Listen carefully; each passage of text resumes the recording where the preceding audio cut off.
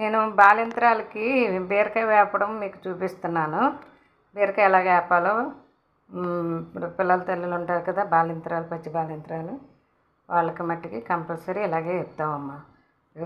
తాలింపుకి కరివేపాకు, ఎండుమిర్చి. నేను 3 ఎండుమిరపకాయలు వేసాను. మీరు 1 కానీ 2 కానీ ఇవ్వండి, ఎక్కువ వేయద్దు. పిల్లలకి మళ్ళీ కడుపు మంట వస్తుంది బాలింత్రాలకి. 1 మిరపకాయ వేసుకోండి. ఇవన్నీ వేసుకోవచ్చు, మిగిలినవన్నీ.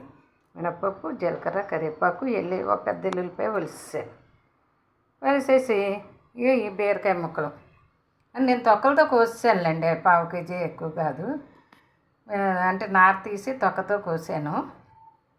అదేమో మీరైతే తొక్క తీసేసి ఆపాలి, బాలింత్రాలు కదా, ఇది ఫైబర్ ఉంటుందని మేము తొక్క ఎక్కువ తీసుకోం, నారు తీస్తామంతే కూరకైనా. ఇదిగో ఉప్పు వేసేసి దీన్నేమో ఈ తాలింపు సామాను, నూనె కొంచెం ఎక్కువ వేసుకోండి మీరు. నువ్వుల నూనె ఇది కూడా వేసాను. పాపకి ఎక్కువ నూనె వల్ల కొంచెం బ్లడ్ సర్క్యులేషన్ బాగుంటుంది, ఒళ్ళు ఆరుతుంది అంటారు. మేము అంత నూనె వేసుకోకూడదు కదమ్మా, అందుకే ఏం చేశాను, కొంచెం నూనె వేసాను, వేసి వేపుతాను అన్నమాట. ఉప్పు వేసాను కదా, ఇలా ఉప్పు వేసేసుకొని కళ్ళు కానీ సాల్ట్ కానీ మీ ఇష్టం వేసేసుకొని ఇలా పిసికేసుకోవాలి. కొంచెం పసుపు కూడా వేసి పిసుక్కోవచ్చు, మళ్ళీ వేయక్కర్లేదు. ఉప్పు కూడా మళ్ళీ వేయకండి, తాలింపు వేగిపోయాక ఇందులో ఉప్పు సరిపోతుంది. మీకు కావాల్సినంత ఉప్పు వేసి ఇలా పిసకాలి. నీరు వచ్చేస్తుంది. ఆ నీరు వచ్చేసాకను ఇలాగా పిండేసి తాలింపుల్లో వేసేస్తాం అన్నమాట.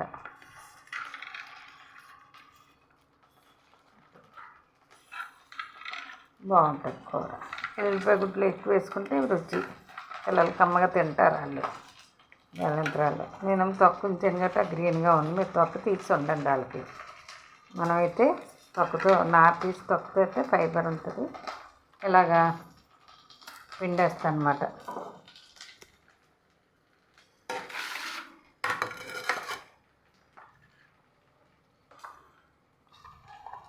పిండేసి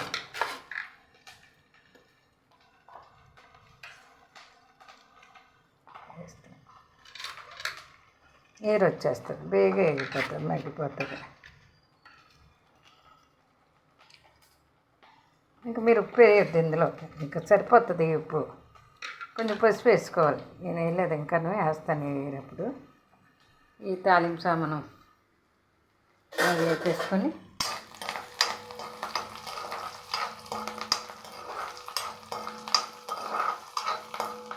నూనె కొంచెం తగిలించవచ్చు, అట్లకి కమ్మగా ఉంటుంది కలుపుకోవడానికి అన్నంలో. పెట్టుకుంటే పిల్లలు ఇష్టంగా తింటారు, చాలా బాగుంటుంది రుచిగా కూర.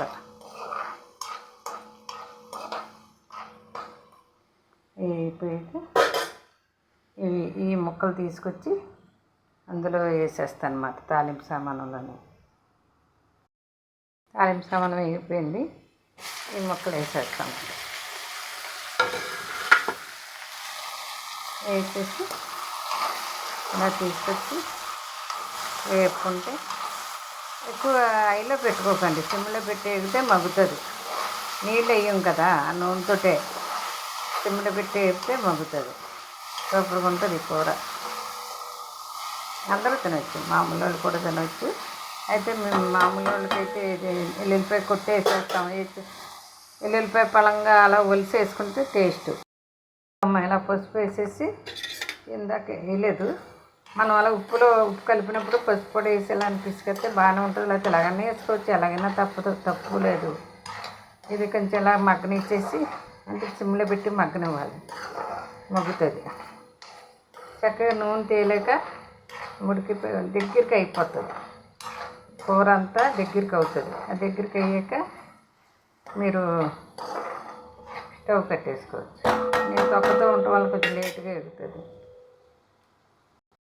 మూత పెట్టేసి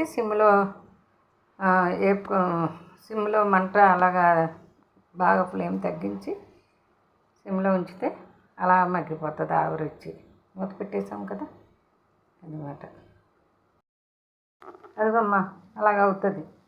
ఆ తొక్క తీసేస్తే ఇంకా బాగా మగ్గిపోతుందిలేండి. ఈ తొక్కతో ఉండటం వల్ల మాకు కొంచెం లేట్ అవుతుంది. చాలా సులువుగా అయిపోతుంది కూర. బాగుంటుంది కూడా, పిల్లలు ఇష్టంగా ముద్దాగా ఇష్టం తింటారు, చిన్నపిల్లల పిల్లలు. అందు గురించి మీరు అలా ఉండండి. నేను రాని వాళ్ళకి చెప్తున్నాను, వచ్చిన వాళ్ళకి కాసమంది చక్కగాను. మా పెద్దమ్మ గారు అమ్మాయి ఉంది, దానికి రాదు, అన్నీ నన్ను అడుగుతుంది ఎలా ఉండాలి అలా ఉండాలని. అందు గురించి నేర్పుతున్నాను తప్పించి అలాంటి వాళ్ళు ఉంటారు కదా, అందుకే ఇంకేమనుకోండి. Okay friends.